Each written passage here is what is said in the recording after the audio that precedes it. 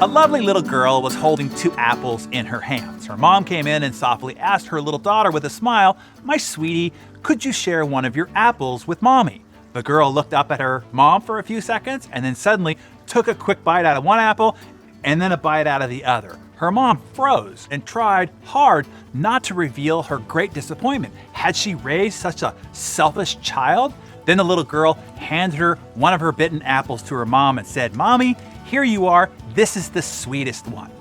Aw, sweet, right? You see, things aren't always what they seem. We have to be careful, once again, jumping to conclusions based solely on what we see. Speaking of girls biting apples and all, how about that Eve? Maybe humanity's greatest of false conclusions. Genesis paints the picture. It reads, "So when the woman saw that the tree was good for food, that it was pleasant to the eyes, and a tree desirable to make one wise." Now, before I continue, what conclusion would you have drawn? You're hungry and, quote, "the tree was good for food, that it was pleasant to the eyes, a tree desirable to make one wise." What would you do? Apples even, they look delicious. Yeah, well, that's what Eve did too. It concludes with, "She took of its fruit and ate." Then whammo bammo, her firstborn son murders her secondborn. Disease, plagues, wars, and heartache ravages the human race as a result of this quote-unquote original sin. Kinda seems like a cruel setup if you ask me, but maybe the grand lesson we're supposed to take through the ages is this, that things aren't always what they seem. Later, when Jesus is sent to clean up this holy mess, in John he says, "Don't judge according to appearance, but judge with righteous judgment."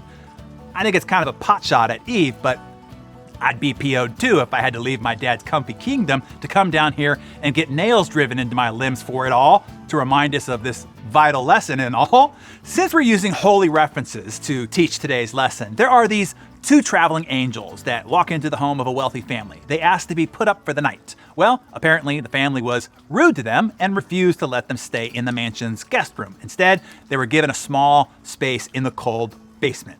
As they made their bed on the hard floor, the older angel saw a hole in the wall and repaired it. When the younger angel asked why, the older angel replied, "Things aren't always what they seem."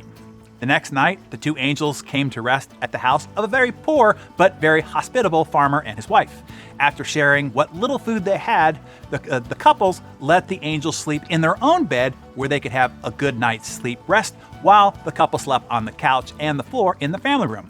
When the sun came up the next morning, the angels found the farmer and his wife in tears. Their only cow, whose milk had been their sole income, lay dead in the field.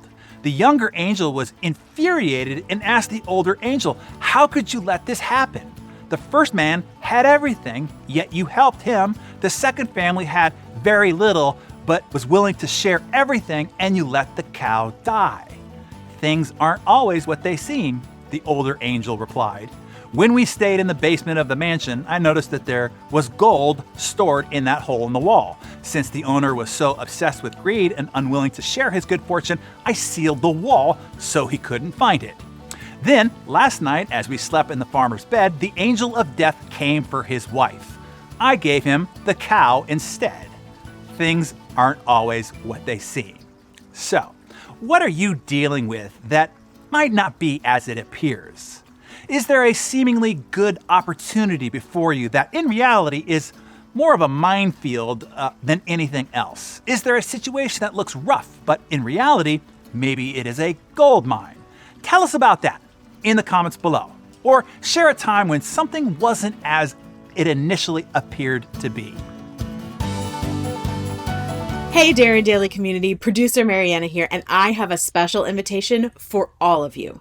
If you're a student of Insane Productivity, you know that opening email in the morning, even just to watch your Daring Daily, is a little bit like opening Pandora's box. So to help you combat your monkey brain and avoid the black hole that is email, Daring has invested in a service so we can deliver Daring Daily every morning to you via text. To get your access as a member of our Better Everyday community, text Daring Daily, all one word, to 786 420-3448. Hopefully this additional tool will help you never miss another Darren Daily. Quick note, because of cell service restrictions, this service will only work for our Darren Daily members in Canada and the US.